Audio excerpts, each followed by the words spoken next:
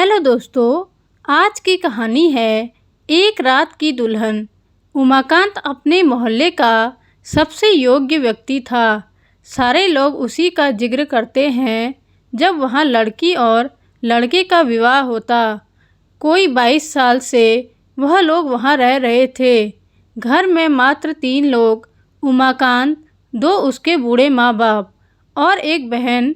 वह शादी करके अपने परिवार में खुश थी। जब उमाकांत जवान था तो बड़ा खूबसूरत और योग्य था। वकालत में ऐसा नाम था, शायद ही कभी कोई केस हारा हो। दिमाग तो 7वें आसमान पर था और पैर जमीन से ऊपर। एक से एक सुंदर सुयोग्य लड़की देखने जाते वह लोग, पर जनाब के आंखों तले कोई भी लड़की पसंद न आती। उसके माता पिता थक चुके थे उसके रोज रोज के लड़की को रिजेक्ट करने की आदत से। बहाने ऐसे बचकाने होते कि सिर पकड़कर रोने को दिल चाहता।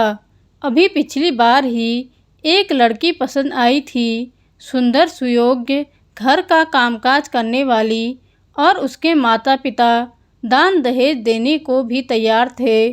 पर उमाकांत ने घर आकर बोला, अम्मा गंवार सी थी वह लड़की। अरे अब क्या मक्खी छींक गई? अम्मा ने आश्चर्य से पूछा।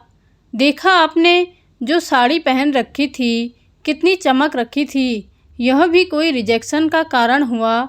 अम्मा दुखी हो बोली। एक बार तो तूने इसलिए मना कर दिया था कि उस लड़की ने चम्मच से तेरे हाथ में नमकीन रख दी।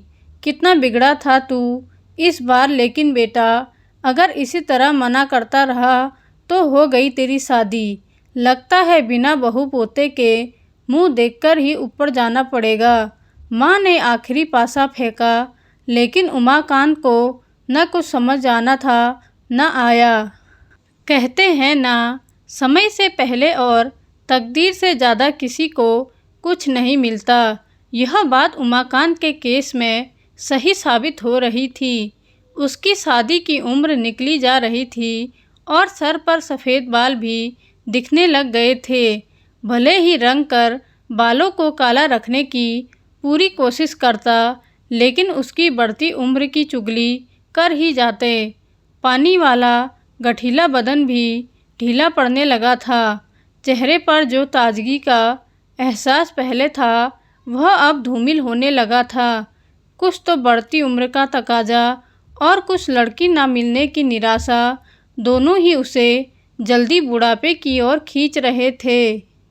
जो उमाकांत अपनी जवानी में पैरामीटर बनाया हुआ था कि लड़की ऐसी होगी वैसी होगी, अब बस एक ही पैरामीटर बचा था कि वह लड़की हो।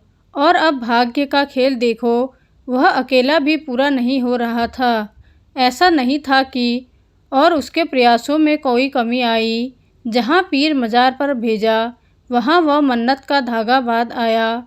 सब दान पुण्य भी किए और शिवजी की पूजा भी करता, सारे हवन भी करवाए, पर भाग्य को उस पर दया नहीं आई। शहर के हर मैरिज ब्यूरो पर उसने अपना प्रोफाइल भेज रखा था, लेकिन लड़कियां अब उसे उतनी ही बेदर्दी से रिजेक्ट करती जैसे कभी वह किया करता था। बेचारे की स्थिति तो ऐसी हो गई थी, किसी भी लड़की को देखता तो उसके मन में शहनाइयाँ बजने लगती और बाद में पता चलता कि किसी की इंगेजमेंट हो चुकी थी और किसी की शादी होने वाली थी। कितनी बार दिल टूटा बेचारे का, फिर भी प्रयास जारी थे। उस दिन उसकी खुशी का ठिकाना नहीं रहा जिस दिन शादी.com से फ़ोन पर सूचना मिली कि किसी पायल नाम की लड़की का इंटरेस्ट आया है। अगले संडे को उनकी मीटिंग फिक्स कर दी है। उमाकांत उन दिनों 26-27 वर्षों के नौजवानों की तरह चुस्त दुरुस्त रहता और बना संवरा घूमता। एक एक दिन युगों युगों सा भारी लग रहा था। पहल तो माँ बाप ने जाने से मना कर दिया था, फिर बहुत मनाया तो वह जाने को तैयार हो गए। सोचा कि कहीं इस बात से बात ना बिगड़ जाए कि लड़के के माँ बाप नहीं आए। लड़की बहुत सुंदर और शर्मीली थी। उमाकांत उसे देखते ही दिल दे बैठा। खुशी के मारे मुंह से एक बोल भी नहीं निकल रहा था, बस टकटकी लगाए उसे निहारे जा रहा था। साथ आई उसकी भाभी बोली, पलके झुका ले जनाब, कुछ देर में आपकी ही होने वाली है। माँ ने कोहनी मारी तो हकीकत से रूबरू हुआ। बड़ा झेपा, लेकिन दिल था उछलकर आंखों के रास्ते सारे राज खोल देने को उतारू था। उसकी माँ को शक था, दोनों की उम्र में इतना फ़र्क है, फिर क्या मजबूरी है जो इतनी प्यारी लड़की अपने से दोगुने आदमी से विवाह करने को राजी है। बहुत समझाया उन्होंने उमाकांत को, पर वह तो उस लड़की को दिल दे बैठा था। अब कोई भी दलील बेईमान थी। इश्क कहाँ किसके रोके रुकता है। आखिर इंतजार के पल खत्म हुए और उमाकांत को अपनी प्यारी सी दुल्हन सुहाग सेज पर इंतजार करती हुई मिल ही गई। वह मदहोश होकर उसकी तरफ बढ़ा ही था कि घूंघट उठाकर देखा तो पूनम की चाँद सा चेहरा देख दिल बाग बाग हो उठा। बहुत प्यार की बातें की उन दोनों ने और संग में जीने मरने की कसम खाई। फिर एक अदा से उसकी दुल्हन ने उठकर दूध का गिलास उसे दिया तो वह चौंका। अरे माँ, वह अपनी बात पूरा भी न कर पाया। अपनी नाजुक हथेली उसके होठों पर रखकर नई दुल्हन ने कहा, सबको सुलाकर आई हूँ, अब बस हम और तुम। उमाकांत तो एक ही घूंट में पूरा दूध का गिलास पी गया और यह कैसा नशा हुआ कि गहरी नींद में एक तरफ लुढ़क गया। सुबह आंख देर से खुली तो पूरे घर में हंगामा था कि वह नई दुल्हन सब कुछ लूट कर ले गई। इतना पॉपुलर वकील, उसके साथ ऐसा मजाक हुआ कि अंदर तक हिल गया।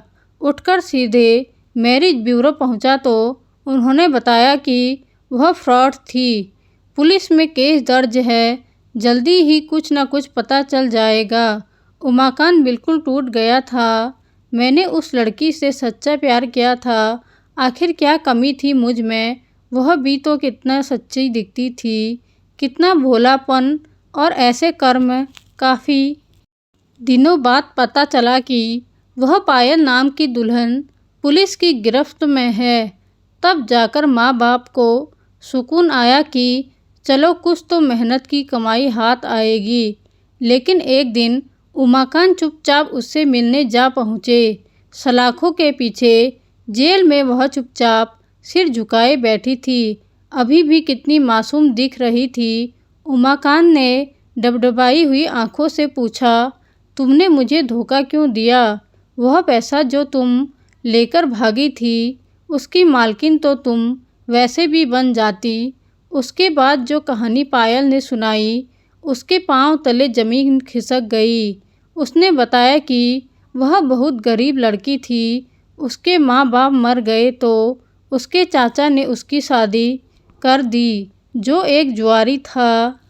वह रोज रात में आकर उसको पीटता था। एक दिन तो हद हो गई, उसने उसे किसी को बेच दिया। फिर उस आदमी ने उसे मजबूर किया कि वह धंधा करे। वह बहुत मजबूर थी, उसके हाथ बंधे हुए थे। उमाकांत बोला, अगर तुम सच बोल रही हो, मैं सारे सबूत इकट्ठा कर लूँगा और तुम्हारा केस जीतूँगा भी मैं। एक दिन तुम्हें यहाँ से बाइज्जत बरी करा कर ले जाऊँगा। तुम उस दिन का इंतज़ार करना। पायल की आंखों में आंसू तैर गए। वह तेज कदमों से जाते हुए उमाकांत को देखती रही।